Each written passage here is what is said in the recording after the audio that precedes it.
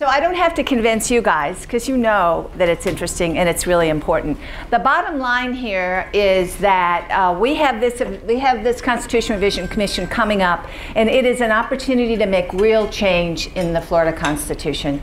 And if we, the citizens of Florida, don't take advantage of that, then it's going to be missed for another 20 years. So this is an opportunity that comes along every 20 years.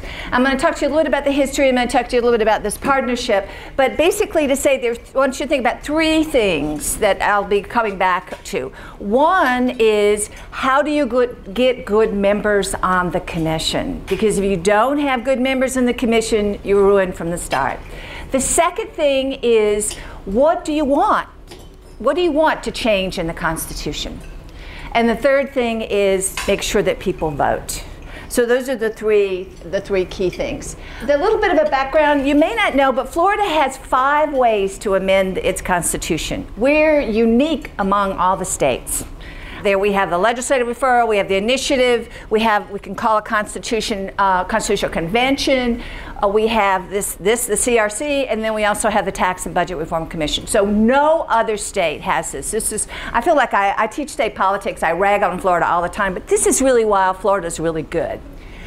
So the Constitution Revision Commission comes along every 20 years. Another thing to keep in mind, it puts items directly on the ballot. So it's not like the legislative referral or the initiative process that have to go through the single issue test and have to be approved by the Supreme Court. This one goes directly on the ballot, the language that this group comes up with. That's a lot of power. There are 37 members. I'll talk about that later. They were going to meet in the summer of 2017, and then the items will go on the 2018 ballot automatically. And this is only the 3rd time in the state's history that we've had this. And this is from the 1968 Constitution, in the 10th year following that in which the Constitution is adopted, and each 20th year thereafter, there shall be established a Constitution Revision Commission. The commission adopts its own rules of procedure, and Martha may talk about this a little bit, but this is what's in the Constitution. This is pretty much all we have. So they can decide, is it a majority vote, is it a supermajority vote, how are they going to handle these recommendations? They are tasked to examine the Constitution of the state except for matters relating to taxation or the state budgetary process. But boy, that's a lot of stuff. They hold public hearings, and they make recommendations for revisions to go on the ballot in the next general election. This is in the state constitution. I just thought it would be useful. Some of you have lived in the state a while, and you know that Chesterfield Smith is viewed as the kind of the father of the 1968 Florida Constitution. And so he had responsibility for a lot of things, but he said, in my own personal judgment, above all matters, the new provisions in the 68 Constitution authorizing means for further constitutional changes are the most important things in the Constitution. They're not the judiciary, not the executive branch, not the legislative branch, but this provision. So these are the appointees. There were 37 members. The Attorney General is automatically a member. So we know that Pam Bondi will be a member of the group. 15 are appointed by the governor, who also appoints the chair of the commission. 9 are appointed by the House Speaker, 9 by the Senate President, and 3 appointed by the Chief Justice of the Supreme Court. And I've heard some judicial types say, wait a minute, how come we don't get 9? And I said, well, let's change the Constitution, right? Because you can certainly do that if you want. But it is a little bit of an imbalance there from the judiciary point of view. The 2 previous CRCs, the 77-78 one, was chaired by Sandy Dallenbert, who was former FSU president and still very active in Tallahassee. They put 8 proposals on the ballot, and none were adopted. But a number were implemented later. So these were the 78 ballot measures. Again, for you civics types, note the omnibus proposal made 56 changes, so there's no single issue here. And they were trying to, and Sandy feels very strongly about this, there are lots of things in the Constitution that are unconstitutional by the federal standards and others, and some that are just stupid. And so why don't we get these out? Declaration of Rights, it was a mini ERA. This was in the 1970s. It called for a legislative single-member districts and a reapportionment commission. Interesting. Executive cabinet restructuring. There was a change or call for a public service commission. The judiciary, merit selection of trial court judges. There was some finance and taxation and education. The percentages here are the votes. So it didn't do very well. right? And in fact, it did pretty abysmally in a lot of the areas. And so part of the reason that they thought maybe that happened, there was a very sort of unpopular, well, it was a lottery on the ballot and some other things that they thought affected it. Also, they didn't do any marketing. They just met, they came up with these things, they put it on the ballot. So in 79, 78, it was chaired by Dexter Douglas. They did major marketing. So they didn't just sit and do this, but they let people know kind of what was going on. And they had a PR staff and worked it that way. They were much more successful. They had 8 out of 9 measures were adopted then. We set up a Fish and Wildlife Conservation Commission, public education. We have some of the strongest language in our Constitution related to public education in the country. Judicial selection came back, funding of the courts, this time it made it. Restructuring state cabinet came back, this time it made it. Gender equality, the only one that didn't pass was the one that had tax in it. So I guess we learned from that. Local and municipal tax exemptions, citizens' access to local officials doesn't seem so controversial, but it was the one that did the worst. Then public campaign financing, Ben Wilcox is here. That issue was in 98. Firearms purchases and miscellaneous matters and technical revisions. Now, so 8 of these 9 passed. That gives you kind of sense. But there's a real difference, though, right, for some of these, because this was back when we only had to have over 50%. The 50% was the standard rather than 60%. The standard is what we have today. Okay, so getting ready for 2017, what are we going to do?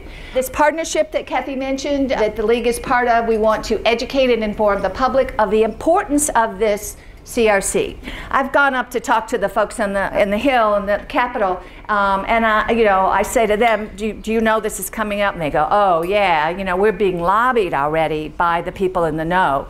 Well, we want everybody to know. We want everybody to be in the know, because you don't want this commission just to be the same old, same old. Sometimes I think if, what would a good commission be? To my view, a good commission might be somewhere where I don't know anybody, right? Because if I know them, then they've been around here a long time, and I would like new faces. So anyway, the partnership is trying to, prior to the naming of the commission, to ensure top-notch choices. After the commission is named, to provide analysis of amendments and to encourage citizens to vote. Here are our partners. You'll see the League of Women Voters is a key partner for us, but we also have the Florida Bar has been a wonderful partner, the Chamber Foundation, Tax Watch, Leadership Florida. We have UF involved in the law school and the Bob Graham Center, League of Cities, Association of Counties. So we really have a broad group. We have 18 partners, and I have to say I get lobbied a little bit for why don't we want to be a partner too, and I go, 18 is about 16 too many in my view, so I don't want any more partners. But the idea is that these partners are doing the same kind of thing we're doing here, right? They're going out and they're talking to their members and they're letting them know what's going on. So what the partners are doing is sponsoring events like this, and bringing local officials like Martha to come and really talk about being on the commission and why it's important. Writing op-ed pieces on the upcoming CRC and encouraging community groups to participate. The other efforts, you have a copy on your table of the, we call it a Citizen's Guide to the Florida Constitution Revision Commission. Annette Boyd Pitts is here, and she's the one who put this together for us, the Florida Law Related Education Group. And this, so we made 120,000 copies of this. It just boggles my mind. And I still have some boxes, but we're really getting it out. The League took 55,000. So the League is a really good partner of ours, and the other partners are as well. We've also translated this, the Florida Bar paid for this. And the Cuban American Bar has translated it into Spanish. So we have a Spanish translation as well as this. And we're working on, somebody wants a Creole translation, so if somebody will pay for that, we'll do that as well. We also did an animation. It's not up yet, but it will be up this week, I hope. It's just a little 4-minute animation. I'm not a bill, I'm a constitutional amendment. We had a kickoff event October 28th, and because this is 2016, we have a web page and Facebook and Twitter and that kind of thing. We're working with the law schools to use their mechanisms that some of the law students are really very interested in this as well. One of the law students at FSU came to our event, and now he's lobbying to be named to the commission, which I think is really, really cool. Okay, why now? Now, sometimes I get asked, you know, okay, well, we're barely into 2016. This is going to take place. They're going to make the appointments in February 2017. Why am I here? And the reason I'm here is because it's going to take a while to educate the public. As I said, the people who, the special interests, the people who are in here in Tallahassee all the time are already lobbying. But we need to make sure that people, that teachers and students and you guys really know this is coming. And the only way we can do this is to do this over a long period of time. The second thing is because it's a presidential year and that sort of takes up all the air in the room, the political air in the room, we really wanted to get started on this early to make sure that we have a base, so that when February 2017 comes, we'll be in good shape. So again, the phase is making sure we have good commission members, thinking about what kind of amendments we want to put on, and informing the voters. So phase one. So how do you get good commission members? The bottom line is that if the appointers want to appoint the same old, with a political agenda of their own, they will do it, right? I'll guarantee that. But let's make it harder, right? Let's make it harder for them to do that. Let's say, let's put people's names forward, and let's think about how we can, you know, let's talk to them about, we're watching you. We really want the good people on there, maybe different people on there. And Martha could talk about her experiences on the commission, but you don't have to be a lawyer to be on the commission, and you just have to be dedicated, and you have to have some other kind of good characteristics. So we want to encourage groups like the League to identify and recommend members, and then to work with the media. We've actually had some luck with the media on this as well. So what kind of person are we looking for? I know nobody recognizes that. It's kind of my humor, but that's a stone. And so it means these are not written in stone. But these kind of characteristics, we want somebody who's forward thinking, you know, not somebody who's, you know, says, okay, next year I want this, but what about over the next 20 years? What are we going to need in Florida? Somebody who's innovative, somebody who's creative, somebody who cares about the well-being of the state, not a narrow kind of coming into the commission with an agenda of their own. Bipartisan or nonpartisan, this is going to be a group that's the vast majority are appointed by one party. And so in 1999, the appointers were a little more partisan, had a little more partisan diversity. But that doesn't mean they can't import people who are bipartisan and nonpartisan. And of course, we want people who represent the diversity of the state. This is the likely timetable. In this session, they will likely appropriate some money for planning. It'll be out of the governor's office, probably. Again, this is not in the Constitution, so this is kind of what they did last time. The Governor's Constitution Revision Steering Committee will be named in June, and they will start preparing for this event. February 2017, the commission will be named. And then in the session of 2017, there'll be appropriations for the commission's work. And that's important as well, because if the legislature doesn't appropriate the money to do this marketing and information kind of stuff, then that will not be good. So phase two is what amendments should be considered by the CRC. And so just to sort of think about this, after the commission is named, there'll be two sets of hearings. And again, Martha can talk about this. But when on her commission, they had one set of hearing when they went around the state and just talked to people about what they wanted to add to the Constitution. And Martha and others have talked about this. You know, it wasn't like a legislative, most of you have been in legislative hearings, and you know, they say, oh, we got 10 minutes and we got 20 people, you know, don't you want to waive in favor of the bill or against the bill, because we got to go do something else. They listened, you know, from the morning till late at night. They listened to people, and you didn't get to waive. You didn't have to waive your rights in favor of something. And then once the proposals were adopted by the commission, they went out again. And they did a state tour to talk about getting feedback on the proposals. So the commission and the league can participate in hearings. We can submit position papers. You can do proposals. You can use the website for linkages to groups. Again, our partnership is not necessarily going to do any recommendations, but we're encouraging everybody else to do it. So citizens can follow the deliberations of the commission, attend hearings, communicate with commission members, and use the media to discuss ideas. So here's some possible commission topics, and this is a very small list, and you guys may have many, maybe better ones than this one.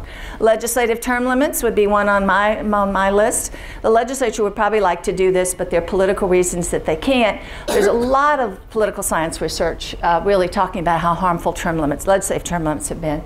Judicial nominations is still a big issue. The governor now controls the judicial nominating commissions, and so that might be an issue. My own issue, of course, is higher education funding. Since the legislature won't do it, maybe we put something in the Constitution to recognize the role of higher education. K through 12 education funding is always a big issue. A statutory initiative process. We are the only state in the country that has a constitutional initiative process and not a statutory one. So, you know, most states have, if you want to add pregnant pigs, let's put it in law. Let's don't put it in the Constitution. So let's just add this as a possible source, and then you wouldn't have to have a 60% necessarily approval rate. And independent redistricting commission. Surely this is a popular item now after what's happened. When I was talking to a group of students about this, they said, well, what about an open primary? What about an open primary? So the independents can vote in the state. These students, you know, a lot of them are independents, they can't vote. So these are all things that are not going to go through the legislature. They're expensive to put through the initiative process, but here we've got a group of smart, engaged commission members who can put it directly on the ballot. So who can submit ideas? Individuals, organizations, groups, students, teachers, anybody. Anybody can submit. And again, Martha could talk about this. She's been on the other end of this. But you know, you can use the website. You can get your way. I mean, they want to listen to people, or they should want to listen to people. And if phase 3 again is amendments approved by the Constitution go directly to the ballot, needs 60% of the vote, and it's important to inform citizens about their choices. It's always good for political scientists to cite Thomas Jefferson, right? Every generation of citizens has a right to choose for itself the form of government it believes most promotive of its happiness. Actually, he thought we should get rid of constitutions every 20 years and start all over. But this is the next best thing, right? Every 20 years, think about our Constitution and think about how it's going to promote. Does it promote our happiness, and what ways can it do that? Here's Glenn Terrell, a former Florida Supreme Court Justice. I just like this quote. We're dealing with a constitutional democracy in which sovereignty resides with the people. It is their constitution, right? It's not the NRA's constitution. It's not the Chamber's constitution. It's our constitution. People have a right to change, abrogate, or modify it in any manner they see fit. And this is the opportunity to do this. So basically, the League thinks, this is too important to miss, because it's going to be 20 more years before this happens. When I was talking to students, I said 20 years, and I could see their mind going, good grief, you know, I'm going to be like, what, 46 years old, you know, I'm 40 years old, and I'm going, 20 years is nothing, guys, right? But it's still a long time, and we won't have this opportunity for 20 more years. So let's not let it pass. So in terms of making a difference in the members of the commission, the possible amendments, and informed votings.